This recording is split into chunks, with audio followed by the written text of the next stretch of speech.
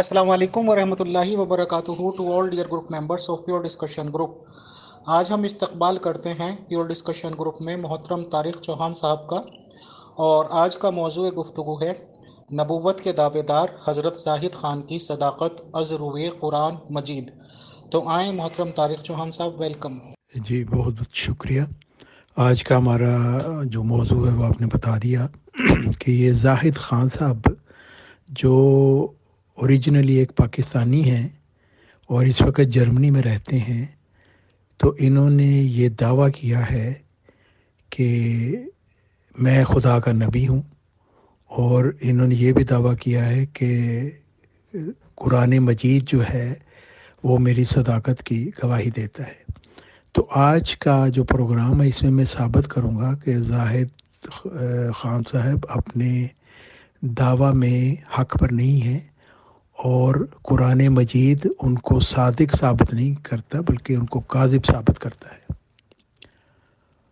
اور سب سے بڑی جو نشانی زاہد خان کے جھوٹے ہونے کی یہ ہے کہ جب ان سے کوئی علمی سوال پوچھیں تو یہ غضبناک ہو کر گالیاں دینا شروع کر دیتے ہیں۔ تو یہ ظاہر کرتا ہے کہ یہ ان کی جہالت اور کم علمی اور دلیل سے عاری ہونے کو، اور سوال پوچھنے والے کو کہتے ہیں کہ تم جاہل ہو، تمہارے دماغ کے پیچ ہل چکے ہیں، حالانکہ ان کے اپنے دماغ کے پیچ ہل چکے ہیں۔ زاہد خان کہتا ہے کہ قرآن مجید کے مطابق نبیوں کا سلسلہ جاری ہے، اور میں بھی نبی ہوں، اس لیے قرآن کے مطابق میں سچا ہوں۔ تو اصل میں یہ زاہد کذاب کا صریح دجل ہے، کیونکہ یہ زاہد خان تھوڑے سے سچ میں زیادہ جھوٹ ملا کر خود کو سچا ثابت کرنا چاہتا ہے، جو کہ پورا جھوٹ بولنے سے بڑا دجل، فراڈ اور دھوکہ ہے۔ زاہد کذاب جس کتاب یعنی قرآن مجید کو اپنی صداقت کا گواہ بنا کر پیش کرتا ہے، اسی کتاب کے متعلق پھر کہہ دیتا ہے کہ یہ کتاب خدا کا کلام نہیں ہے، بلکہ یہ کتاب حضرت محمد صلی اللہ علیہ وسلم نے جبرائیل علیہ السلام سے ملی بھگت کرنے کے بعد بنائی ہے۔ گویا خدا کا کلام جو نہیں ہے تو وہ تو ظاہر ہے انسانی کوششوں سے بنایا گیا ایک جھوٹ کا پلندہ ہی ہے۔ اور پھر یہ زاہد کذاب اسی کتاب قرآن مجید کو پیش کرتا ہے کہ دیکھیں یہ اس میں میری صداقت کی گواہی ہے، اور اس سے بڑی جاہلیت کوئی اور ہو نہیں سکتی کہ پہلے آپ ایک کتاب کو ثابت کریں کہ وہ خدا کا نہیں کلام ہے اور انسانوں کا بنایا ہوا ہے، اور پھر اسی کتاب کو جس کو آپ ثابت کر چکے ہیں کہ وہ خدا کا کلام نہیں، اپنی صداقت کے گواہ کے طور پر پیش کریں۔ تو کوئی عقل کا اندھا ہی یہ کام کر سکتا ہے جو زاہد خان صاحب کر رہے ہیں۔ حقیقت یہ ہے کہ قرآن مجید کے مطابق انبیاء کا سلسلہ قیامت تک جاری ہے، جیسے کہ سورہ اعراف کی آیت 36 میں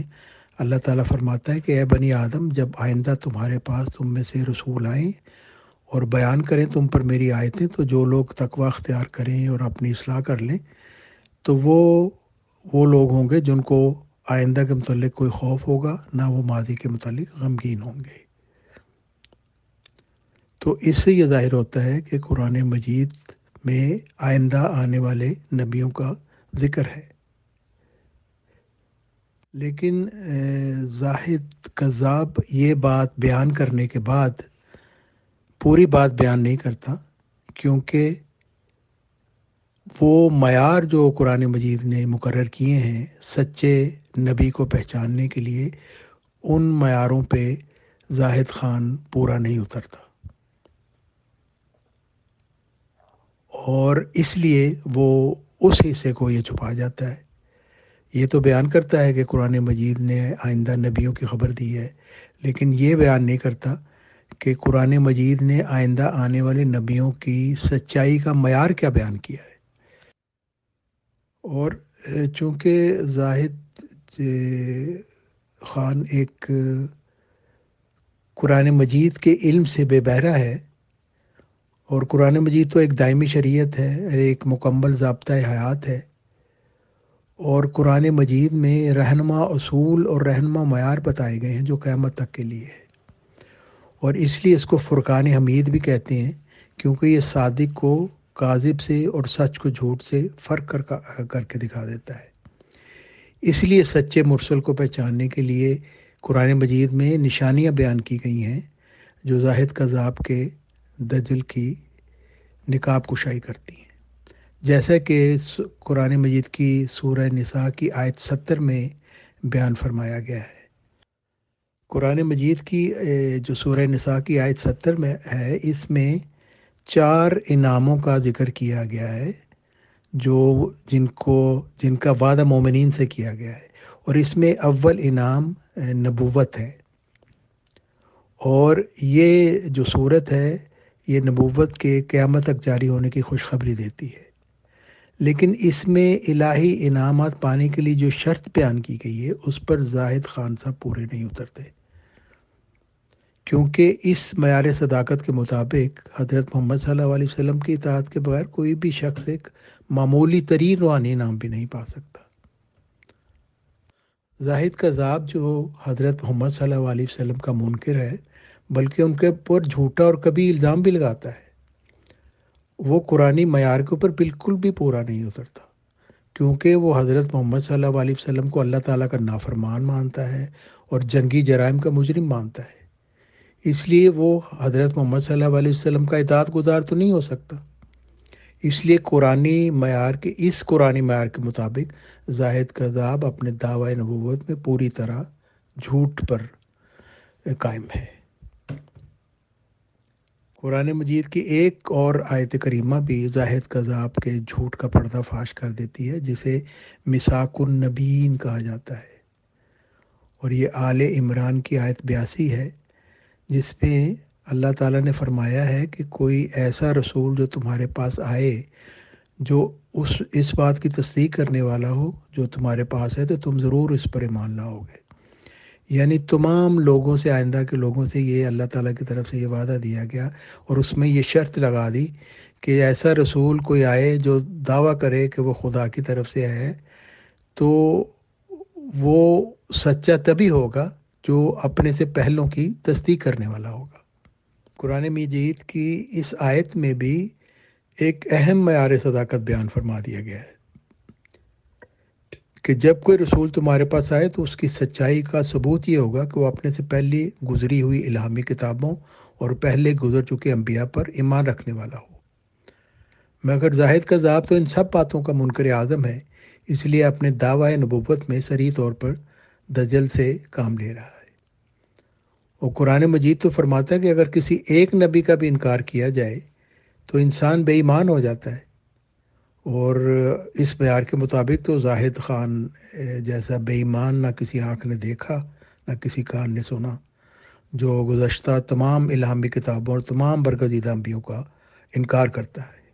اور ہم کہہ سکتے ہیں کہ زاہد کذاب جو ہے وہ بے ایمانی اور دجل کا ایک چیمپئن ہے، کیونکہ زاہد کذاب تو تمام شریعتوں کو منسوخ کرتا ہے اور تمام انبیاء پر اعتراض کی گندی انگلی اٹھاتا ہے، اور اللہ تعالیٰ کے مرسلین پر غلیظ تہمتیں لگانے میں بھی ایک ذرہ برابر بھی شرم اور حیا محسوس نہیں کرتا۔ اور پھر قرآن مجید میں اللہ تعالیٰ نے صاف فرما دیا کہ اسلام کے علاوہ کوئی دین قبول ہی نہیں کیا جائے گا، اور جو کوئی اسلام کے علاوہ کسی اور دین پر عمل کرے گا وہ آخرت میں گھاٹا پانے والا ہوگا۔ تو زاہد کذاب تو دین اسلام کو منسوخ کرتا ہے، بلکہ تمام ادیان کو منسوخ کرتا ہے، اور اس لیے زاہد کذاب کاذب ہونے کے ساتھ ساتھ ایک انتہائی گھاٹے کا سودا بھی کر رہا ہے، اور اپنے ساتھ اپنے نادان پیروکاروں کو بھی اسی گھاٹے کی طرف لے کر جا رہا ہے۔ اور پھر ایک اور اہم بات جو زاہد خان کو کاذب ثابت کرتی ہے اور اس کے دعوی نبوت کو جھوٹا ثابت کرتی ہے، وہ اس کا پیش کردہ خدا کا مزہ کا خیز تصور ہے۔ اسلام کے مطابق خدا کی ہستی کی معرفت حاصل کرنا ہر دین کا بنیادی مقصد ہے، اور معرفت الہی کو دین کی حقیقت کے حصول کا ذریعہ ٹھہرایا گیا ہے۔ اگرچہ حصول حقیقت اسلام کے وسائل اور بھی ہیں، لیکن جیسے کہ روزہ ہے، نماز ہے، دعا اور دوسرے تمام احکام الہی جو قرآن مجید میں تقریباً 600 بھی زیادہ بیان کیے گئے ہیں، لیکن اصل جو بات ہے وہ یہ ہے کہ اللہ تعالیٰ کی ہستی کا علم، یعنی علم عظمت و وحدانیت اور ذات اور معرفت صفات جلالی اور جمالی، جو ایک اہم ترین جزو ہے۔ اور حقیقی معرفت الہی یہ ہے کہ اللہ تعالیٰ کی عظمت کا علم ہو، اللہ تعالیٰ کی وحدانیت کا علم ہو، اللہ تعالیٰ کے نشانوں کی معرفت حاصل کرنا ہو، اور اللہ تعالیٰ کے صفات کی معرفت حاصل کرنا۔ اور ان سب باتوں کا انحصار اس بات پر ہے کہ اللہ تعالیٰ کو اس طرح جانا جائے اور پہچانا جائے جیسا کہ اس کو جاننے اور پہچاننے کا حق ہے۔ ہر دین کا یہی مقصد ہے کہ خدا تعالیٰ کو، کہ انسان کو خدا سے، اپنے خالق سے، اپنے مالک سے روشناس کرایا جائے، اور اس کا ذریعہ معرفت الہی ہے، اللہ تعالیٰ کی ذات کا علم، اس کی وحدانیت کا علم، اس کے نشانوں کی معرفت حاصل کرنا، اس کی صفات کی معرفت حاصل کرنا۔ اور یہی جو چیز ہے معرفت الہی، یہ انسان کو گناہ سے بھی بچاتی ہے اور نیک اعمال کی توفیق بھی یہی دیتی ہے۔ اللہ تعالیٰ کو دیکھنے سے بھی یہی مراد ہے کہ اللہ تعالیٰ کی صفات کا حقیقی علم حاصل ہو جائے، اور یہ علم جب انسان کو حاصل ہو جاتا ہے تو اس کے دل میں اپنے خالق کی محبت راسخ ہو جاتی ہے۔ حضرت موسیٰ علیہ السلام نے بھی اللہ تعالیٰ کی محبت کی وجہ سے خدا کو دیکھنے کی خواہش کی،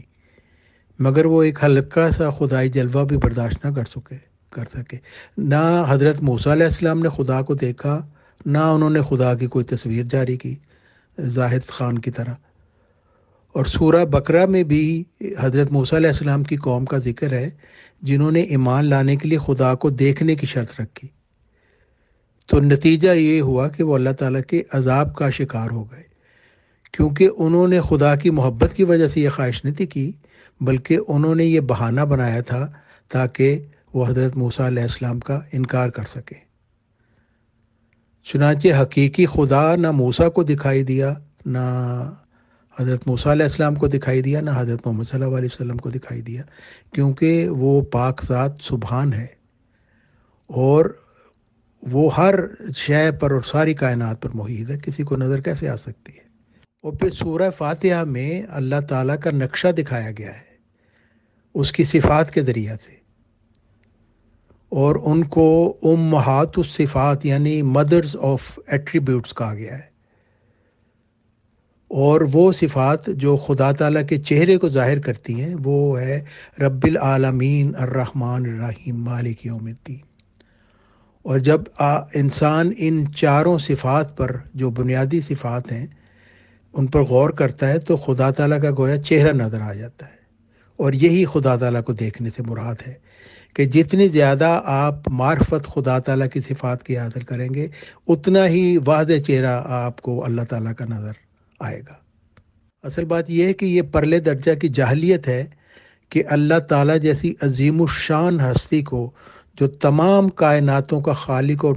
مالک ہے اور ہر وقت ہر جگہ موجود ہے، جو لامحدود ہے، اس کو آنکھوں سے دیکھنا ممکن سمجھا جائے، کیونکہ خدا تعالیٰ کا وجود ایسا ہے کہ اس کی کوئی مثل نہیں۔ جو تمام کائنات جو 14 ارب سال پہلے ایک تھیوری کے مطابق وجود میں آئی تھی، اور اس وقت اس کی جو حجم ہے وہ کئی لاکھوں نوری سال ہے، تو اس کو جس کی ہستی ان سب چیزوں پر محیط ہے، ساری کائنات پر محیط ہے، اس کو آنکھوں سے کیسے دیکھا جا سکتا ہے؟ ہر شخص جس میں تھوڑی سی بھی عقل ہے وہ اس چیز کو سمجھ سکتا ہے۔ صفات الہی کی معرفت ہے جو انسان کے دل میں اللہ تعالیٰ کی حقیقی محبت پیدا کرتی ہے، اور خالق کائنات کا خوبصورت چہرہ جو صفات الہی کی معرفت انسان کو نظر آتا ہے، وہی خوبصورت چہرہ انسانی دل کو اپنی طرف کھینچتا ہے۔ اور یہ بھی ایک نفسیاتی بات ہے کہ کسی ہستی سے انسانی محبت کی بنیاد اس ہستی کے حسن اور احسان پر موقوف ہے، اور اللہ تعالیٰ کے حسن اور احسان کو اللہ تعالیٰ کے صفات کے ذریعہ ظاہر کیا گیا ہے، اور یہی صفات جو ہے وہ انسان کو اللہ تعالیٰ سے محبت کرنے پر مجبور کر دیتی ہیں۔ مگر اس کے برعکس زاہد کذاب کا جو خدا کا تصور ہے ایسا مضحک کا خیز ہے کہ کوئی عقل مند انسان ایسے جوکر خدا سے نہیں ملنا چاہے گا۔ زاہد کذاب کے اپنے بیان کے مطابق زاہد خود کا خدا سرد اندھیروں کی پیداوار ہے، جیسے کہ وہ اپنی کتاب میں خود لکھتے ہیں۔ اس میں وہ زاہد کذاب بیان کرتا ہے کہ میرے خدا نے مجھے بتایا کہ اس کی پیدائش کیسے ہوئی۔ تو اس میں وہ لکھتے ہیں کہ وہاں پہنچ کر خدا نے کہا یہاں سے میرا شروع ہوا ہے، یعنی میری ذات کا سفر شروع ہوا ہے۔ وہ پہلا مقدمہ میکینیکل پروسیس، یعنی کہ وہ ذرے ملے، یعنی وہ سرد اندھیرا جس میں وہ ذرے تھے، وہ ذرے ملے اور وہاں سے خدا کا وجود ہوا، یعنی اس سے پہلے جو تھے وہ اندھیرے موجود تھے، اور ایک لاشعور خدا پیدا ہوا۔ اور پھر اس کے بعد لکھتے ہیں اس کے بعد سیکنڈ سٹیج آئی جہاں پر یہ میکینیکل پروسیس لاشعور میں داخل ہوا، اور پھر تیسری سٹیج آئی جس میں شعور آیا خدا کو، یعنی پہلے وہ خدا بے شعور تھا، پہلے خدا کچھ نہیں تھا، ذرات تھے، اور پھر وہ ذرات ملے۔ ان کو ملانے والا کون تھا؟ زاہد خان کو کچھ نہیں پتا اس کے متعلق، نہ خدا نے اس کو بتایا، اور وہ ذرات مل کے پھر ایک چیز پیدا ہوئی جو جس کو خدا کا پہلا وہ سٹیج ہم کہہ سکتے ہیں۔ تو یہ زاہد کذاب کے اپنے جوکر خدا کی پیدائش کا قصہ بھی اس جعلی نبی کے کذب کی گواہی دیتا ہے۔ اس جوکر خدا کو سرد اندھیروں نے اگر جنم دیا تو سرد اندھیرے تو اس خدا کے ماں باپ ہیں، اور پھر سرد اندھیروں کو پیدا کرنے والا کوئی اور خدا ہے۔ تو اس طرح تو زاہد کذاب کے تین خدا بن جاتے ہیں، جو انتہائی فرسودہ تصور ہے جسے قرآن مجید مکمل طور پر رد کر دیتا ہے، کیونکہ خدا تعالیٰ قرآن مجید تو ایک ایسے خدا کا تصور پیش کرتا ہے جو جس نے نہ کسی کو جنا، نہ وہ خود جنا گیا، اور اس کی کوئی مثل نہیں ہے، وہ وحدہ لا شریک ہے۔ مگر زاہد کذاب کا خدا جو ہے وہ ایک خدا نہیں بلکہ تین خدا ہے۔ اور پھر زاہد کذاب کے مطابق جب خدا ایک دن پیدا ہوا تو اس سے پہلے کائنات موجود تھی، اور ظاہر ہے کہ جب یہ خدا مرے گا تو تب بھی کائنات موجود ہوگی، یعنی زاہد کذاب کے خدا کے ہونے یا نہ ہونے سے کوئی فرق نہیں پڑتا، ایک بیکار خدا ہے جس کا تصور پیش کیا جاتا ہے۔ پھر زاہد کذاب نے فوٹو شاپ میں تیار کر کے اپنے انسانی شکل کے خدا کی ایک تصویر جاری کی ہے، حالانکہ جو حقیقی خدا جو تمام کائناتوں کا مالک ہے، جو ہر وقت ہر جگہ موجود ہے، وہ انسانی شکل کا ہو کیسے سکتا ہے؟ کیونکہ انسانی شکل والے خدا کو تو اپنی زندگی کے لیے ہر دم ہوا، پانی، خوراک کی ضرورت ہے، اور پھر یہ انسانی شکل والا زاہدی خدا زاہد کذاب کے اپنے بیان کردہ خدائی پیدائش کے فلسفے کو صریح طور پر جھٹلاتا ہے، کیونکہ پہلے زاہد خان کا خدا بیان کرتا ہے اپنی پیدائش کہ میں کچھ نہیں تھا، ذرات تھا، پھر میں لاشعور کی سٹیج میں آیا، پھر شعور میں آیا، اور اندھیروں کی پیداوار ہوں۔ لیکن اب اپنے خدا کی تصویر جاری کرنے کے بعد زاہد خان یہ کہنا چاہتا ہے کہ زاہد خان کا یہ خدا جو ہے وہ اندھیروں کی پیداوار نہیں بلکہ ایک مرد اور عورت کے جنسی اختلاط کے نتیجہ میں پیدا ہوا، یعنی وہ پہلے کی جو اس کی خدا کے متعلق جو اس نے بات بتائی تھی خدا کے اوپر رکھ کر، اور جو خدا نے اس سے بیان کی تھی، وہ جھوٹ ثابت ہو گئی۔ یہ انسانی شکل کا خدا جس کو زاہد کذاب نے پیش کیا ہے، یہ اس بات کا ثبوت ہے کہ زاہد خان کا یہ خدا انسانی ماں باپ کی پیدائش کا جو ایک انسان کی پیدائش ہے، یعنی مرد اور عورت کے اختلاط سے، اور چونکہ انسان ہے اس لیے سب انسانوں کی طرح پخانہ اور پیشاب کے مسائل سے گھرا ہوا ہے، اور ایک گندے بدبودار کچرے کی پیدائش ہے، اور یہ سب انسانوں کی طرح جیسے ہم سب انسان پیدا ہوئے ہیں، چیختے چلاتے روتے ہوئے گندی راہ سے پیدا ہوئے، اور پھر ظاہر ہے کہ ہم انسانوں کی طرح یہ بھی ایک دن بوڑھا ہو کر اس دنیا سے رخصت ہو جائے گا، اور پھر زاہد خان اور اس کے پیروکار ان کا کوئی خدا نہیں رہے گا، بے خدائے رہ جائیں گے یہ۔ اصل بات یہ ہے کہ جیسا بھی خدا کا تصور آپ پیش کریں گے ویسی ہی ذہنی اور روحانی ترقی آپ کو مل سکے گی۔ وہ چوہے کو خدا ماننے والے یا سانپ کو خدا ماننے والے وہ زاہد خان کے بیکار اور نکمے خدا سے تو ہزار درجہ اچھے ہیں، کیونکہ چوہا تو حرکت کرتا ہے، بھاگتا ہے، اپنی جان بچا سکتا ہے، بل میں گھس جاتا ہے، مگر زاہد خان کا فوٹو شاپی خدا تصویر میں بس خالی آنکھوں سے اور خالی دماغ کے ساتھ ٹکر ٹکر گھورتا رہتا ہے۔ تو پھر ایسے بیکار خدا سے کون عقل مند کسی قسم کا تعلق پیدا کرنا چاہے گا جو اپنے ہی پیشاب پخانے کے مسائل سے گھرا ہوا ہے؟ اور پھر زاہد خان کے اپنے بیانات ہی اس زاہدی خدا کو نکما، بے غیرت، بے توقیر ظاہر کرتے ہیں۔ اب زاہد خان صاحب خود ہی بتاتے ہیں کہ زاہد خان کے خدا کے نور کو زاہد خان نے 3 دفعہ تھوک پھینک کر بجھا دیا، اور زاہد خان کا خدا زاہد خان کے ساتھ چائے بھی پیتا ہے، جفیاں بھی اس کو ڈالتا ہے، سجدہ بھی اس کو کرتا ہے، اور اس کی تقریر سن کر ناچنے بھی لگتا ہے۔ اور زاہد خان کا خدا جب اپنی خدائی زاہد خان کو پیش کرتا ہے تو زاہد خان حقارت سے اس کو ٹھکرا دیتا ہے۔ ایسے بغیرت خدا کے بغیرت دل زاہد کذاب کے دماغ میں پیدا کردہ اس جوکر نما زنخے فوٹو شاپی خدا سے کون مل جانا چاہے گا سوائے عقل کے اندھوں کے؟ اور پھر زاہد خان سے اس کے خدا کے متعلق سوال کرو، اسی خدا کے متعلق جو اس نے پیش کیا ہے، تو یہ جواب دینے کی بجائے مغلظات بکنا شروع ہو جاتا ہے، جو زاہد خان کے کذب کا منہ بولتا ثبوت ہے، کیونکہ اس کے پاس اس کی کوئی دلیل نہیں ہے۔ متضاد باتیں کی ہیں، کبھی وہ اندھیروں کی پیداوار ہے اور پھر یہ کہتا ہے کہ وہ انسان ہے، انسانی ماں باپ کی پیداوار ہے، گندے قطرے کی پیدائش ہے انسانوں کی طرح۔ اور پھر اپنے کاذب نبی زاہد خان کذاب کی بد زبانی کا دفاع کرتے ہوئے زاہد کذاب کا ایک جاہل پیروکار رحمت علی ایوان کہتا ہے، یعنی دفاع کرتا ہے کہ بھی اس نے تمہارے ساتھ صحیح کیا کہ جب کتا ہلکا ہو جائے تو اس کا علاج ضروری ہے ورنہ کاٹے گا۔ تو آج انہی الفاظ سے میں بھی کہتا ہوں کہ اللہ تعالیٰ کے برگزیدہ انبیاء پر بھونکنے والے اس پاگل کتے زاہد خان کا میں نے آج خوب علاج کر دیا ہے، اور دلائل کی تیز دار چھری سے میں نے اس بھونکنے والے زاہدی کتے کا گلا کاٹ دیا ہے۔ اور مجھے امید ہے کہ اس کے نادان پیروکار سمجھ جائیں گے کہ زاہد خان کا دعویٰ سوائے کذب کے اور کچھ نہیں ہے، اور یہ جو گھاٹے کا سودا کر رہا ہے اس سے وہ بچ جائیں گے۔ محترم طارق چوہان صاحب and all dear group members of pure discussion group, sir بہت بہت جزاک اللہ، شکریہ کہ آپ نے پوائنٹس بیان کیے جو کہ آپ زاہد خان صاحب کے خلاف ہی کہنا چاہتے ہیں۔ میرے آپ سے چند سوالات ہیں اور مطلب اسٹریٹ فارورڈ سوال ہیں سر، کہ زاہد خان صاحب نے کبھی بھی یہ نہیں کہا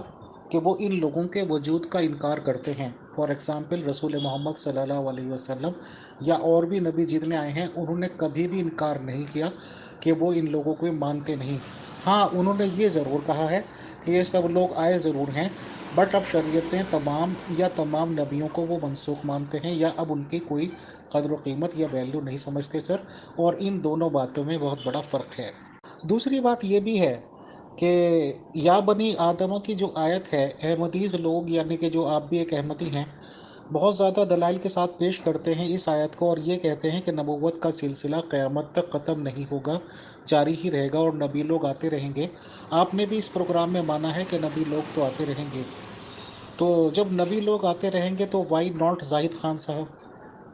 اب سوال یہ ہے کہ آپ لوگوں کا اب یہ کہنا ہے کہ جی مذہب اسلام کو پسند کر لیا تھا، اب جو بھی آئیں گے انڈر دا نبوت آف رسول اللہ آئیں گے اور کوئی نہیں آئیں گے۔ سوال یہ ہے کہ آج کی تاریخ میں بھی دنیا میں مشکل سے 20% آف پاپولیشن ہیں،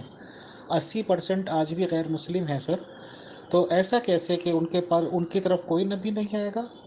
یا بنی آدمہ میں تمام انسانوں کو مخاطب کیا گیا ہے نہ کہ مسلمانوں کو۔ اگر یہ کہا جاتا ہے اے مسلمانوں یا ایمان والوں تم میں نبی آتے رہیں گے تو چلیے آپ لوگ کہہ سکتے تھے، بٹ وہ پوری انسانیت کے لیے ہے کہ تو کیا 80% عوام انسان نہیں ہیں جو ان پہ رسول نہیں آئے گا؟ تو یہ بات بھی سر مزہ کا خیز لگتی ہے۔ نمبر 3 اینڈ لاسٹ کوشچن، آپ ہی لوگ قرآن شریف سے یہ ثابت کرتے ہیں کہ اگر کوئی نبوت کا جھوٹا دعویٰ کرے گا تو 12 سال سے زیادہ وہ رہ نہیں سکے گا، اور اس کی شہرت کاٹ دی جائے گی، خدا تعالیٰ کاٹ دے گا۔ تو زاہد خان صاحب کے دعوے کو تو 12 سال سے بہت زیادہ عرصہ کا ٹائم ہو گیا سر، تو ان کی شہرت تو کٹی نہیں، وہ تو کہتے رہتے ہیں بار بار۔ تو یہ میرے چند سوالات ہیں سر، ان کا سسٹمیٹک وے پہ آپ جواب ضرور دیں۔ بہت شکریہ، بہت جزاک اللہ سر۔ جی، آپ نے 3 سوال پیش کر دیے۔ میں کیونکہ وہ سارے سوال میرے ذہن میں نہیں رہتے تو میں ایک ایک کر کے ان کو سن کے آپ کو جواب دوں گا۔ پہلا آپ نے سوال یہ کیا ہے کہ زاہد خان صاحب کہتے ہیں کہ جی وہ آئے تو ضرور تھے لیکن اب ان کی ضرورت نہیں۔ تو یہی بات میں نے قرآن مجید سے ثابت کی ہے کہ قرآن مجید نے یہ تو کہا ہے کہ نبی آتے رہیں گے، لیکن اس کے کچھ نشانیاں، کچھ معیار بھی مقرر کیے ہیں۔ تو نبی آئیں گے، ظاہر ہے جھوٹے نبی بھی آئیں گے، ہمیشہ سے آتے رہے ہیں۔ حضرت محمد صلی اللہ علیہ وسلم کے زمانے میں بھی تھے جھوٹے نبی، حضرت مرزا غلام علیہ السلام کے زمانے میں بھی تھے، اور ہمیشہ آتے رہتے ہیں۔ تو اللہ تعالیٰ نے جھوٹے اور سچے نبی کو پہچاننے کے لیے کہ کون سچا ہے کون جھوٹا، اس کے لیے نشانیاں بیان کی گئی۔ ان نشانیوں پر زاہد خان صاحب پورے نہیں اترتے، جیسا کہ میں نے آپ کو بتایا ہے۔ حضرت محمد صلی اللہ علیہ وسلم کو ماننا کہ ہاں وہ آئے تھے لیکن وہ خدا کے نافرمان تھے، وہ جنگی جرائم کے مجرم تھے، تو قرآن مجید تو یہ کہہ رہا ہے کہ اس کی اطاعت کے بغیر آپ کو نبوت مل ہی نہیں سکتی۔ تو اس لحاظ سے زاہد خان اپنے دعویٰ میں جھوٹے ہیں قرآن مجید کے لحاظ سے۔ اور پھر اور بھی میں نے باتیں بیان کی ہیں کہ قرآن مجید نے اسلام کہا ہے کہ وہ ایک دین ہے، اس کے علاوہ اور کوئی دین قبول نہیں کیا جائے گا۔ دوسرا آپ نے سوال کیا ہے کہ بنی آدم کو مخاطب کیا گیا ہے۔ دیکھیں، اللہ تعالیٰ اسی کو مخاطب کرتا ہے جو خدا پر ایمان لانے والے ہوتے ہیں۔ اگر اللہ تعالیٰ نے حضرت محمد صلی اللہ علیہ وسلم کی اطاعت شرط کر دی اور یہ بھی کہہ دیا کہ اے نبی ان لوگوں سے کہہ دو کہ خدا کی محبت پانا چاہتے ہو تو میری اتباع کرو، میری اطاعت کرو، تو یہ شرط رکھ دی، تو ظاہر ہے کہ جو اس شرط پہ پورا نہیں اترے گا وہ نبوت اور اللہ تعالیٰ کے کوئی بھی الہی نعمت نہیں پا سکے گا۔ اور قرآن مجید میں یہ بھی کہہ دیا، جیسے آپ نے کہا ہے کہ جی اتنے سارے لوگ جو ہیں وہ اسلام کو نہیں مانتے، تو وہ لوگ جو ہیں وہ قرآن مجید کے نزدیک منکرین ہیں، ان کے لیے کوئی دعویٰ نہیں کی، وعدہ نہیں کیا گیا، بلکہ ان کو جہنم کا وعدہ دیا گیا ہے، کیونکہ انہوں نے خدا تعالیٰ کا اور اس کے رسولوں کا انکار کیا۔ ایسے لوگ جہنمی ہیں، ان میں تو نبی نہیں آئے گا، کیونکہ وہ تو خدا کی ماننے والے ہی نہیں ہیں، خدا کے رسولوں کا انکار کرنے والے ہیں۔ تو یہ کہنا کہ جی بنی آدم سے ساری مراد ہیں، ہندوؤں بھی نبی آئے گا، سکھوں میں بھی نبی آئے گا، تو یہ قرآن مجید کو نہ سمجھنے کی باتیں ہیں۔ قرآن مجید انہی لوگوں سے مخاطب ہے جو خدا تعالیٰ پر یقین لاتے ہیں، اس کے نبیوں کو مانتے ہیں۔ باقی خدا تعالیٰ سب کا خالق ہے، سب کا رازق ہے، اور اس لیے وہ اپنے نبیوں کو بھیجتا ہے کہ ان کے اوپر آپ ایمان لا کے اور ان کی مان کر ان کی ہدایت پر عمل کر کے آپ اللہ تعالیٰ کو پا لیں اور خدا تعالیٰ کے عذاب سے اور دنیا کی مشکلوں سے بچ جائیں۔ لیکن چونکہ انسان کو یہ اختیار دیا گیا ہے کہ وہ ہدایت کو مانے یا اس کا انکار کر دے، اس لیے زیادہ تر لوگ ان کا انکار کرتے ہیں۔ اور اس لیے قرآن مجید میں اللہ تعالیٰ نے فرمایا کہ لوگوں کی اکثریت کو جہنم کے لیے پیدا کیا گیا۔ کس لیے پیدا کیا گیا ہے؟ اس لیے نہیں کہ اللہ تعالیٰ نے ان کی پیدائش کا مقصد جہنم میں ڈالنا تھا، بلکہ اس وجہ سے اللہ تعالیٰ اسی آیت میں فرماتا ہے کہ وہ آنکھیں رکھتے ہوئے دیکھتے نہیں، دل رکھتے ہوئے سوچتے نہیں، کان رکھتے ہوئے سنتے نہیں، چونکہ وہ انکار کرتے ہیں ان باتوں کا، اس لیے وہ جہنم کے حقدار اپنے آپ کو خود ہی بنا لیتے ہیں۔ خدا تعالیٰ نے ان کی پیدائش کا مقصد جہنم نہیں بنایا، لیکن وہ خود خدا تعالیٰ کا انکار کر کے اپنے آپ کو جہنمی بناتے ہیں۔ آپ نے سورہ الحاقہ کا ریفرنس یہاں میں دیا ہے کہ جس میں اللہ تعالیٰ فرماتا ہے حضرت محمد صلی اللہ علیہ وسلم سے کے متعلق کہ اگر یہ نبی کوئی جھوٹی بات ہم سے منسوب کرتا تو ہم اس کو دانے ہاتھ سے پکڑ لیتے اور اس کی رگے گردن کاٹ دیتے اور تم میں کوئی بچانے والا نہ ہوتا۔ تو ہم حضرت مرزا غلام محمد علیہ السلام نے اس کے متعلق لکھا ہے کہ 23 سال کا ایک نبوت کا معیار جو ہے ہم رکھ سکتے ہیں، اس وجہ سے کہ حضرت محمد صلی اللہ علیہ وسلم 40 سال میں ان کو نبوت ملی اور 63 سال کی عمر میں وہ اس دنیا سے اپنے رخصت ہو کے اپنے خالق حقیقی سے جا ملے، تو ہم سمجھ سکتے ہیں کہ اگر کوئی شخص نبوت کا دعویٰ کرے اور 23 سال تک زندہ رہے تو وہ اپنے دعویٰ میں سچا مانا جائے گا۔ لیکن زاہد خان کے اوپر یہ بات اپلائی اس لیے نہیں ہوتی کہ زاہد خان قرآن مجید کو مانتا ہی نہیں ہے۔ زاہد خان قرآن مجید کے پیش کردہ خدا کو ہی نہیں مانتا، زاہد خان قرآن مجید کے پیش کردہ نبی کو ہی نہیں مانتا، اور دوسرے انبیاء کا بھی انکار کرتا ہے، تمام جو ہیں تعلیمات ان کا انکار کرتا ہے، ان کو منسوخ کرتا ہے۔ تو وہ وہی بات ہے جو میں نے بیان کی کہ قرآن مجید کو آپ ایک جھوٹی کتاب کہیں جو نعوذ باللہ حضرت محمد صلی اللہ علیہ وسلم نے جبرائیل کے ساتھ ملی بھگت کر کے بنا لی اور خدا کا کلام نہیں ہے، تو اس کے بعد پھر آپ کہیں کہ اسی کتاب میں جو جھوٹی کتاب ہے اس میں میری وہ آیت ہے جو میری صداقت ظاہر کرتی ہے۔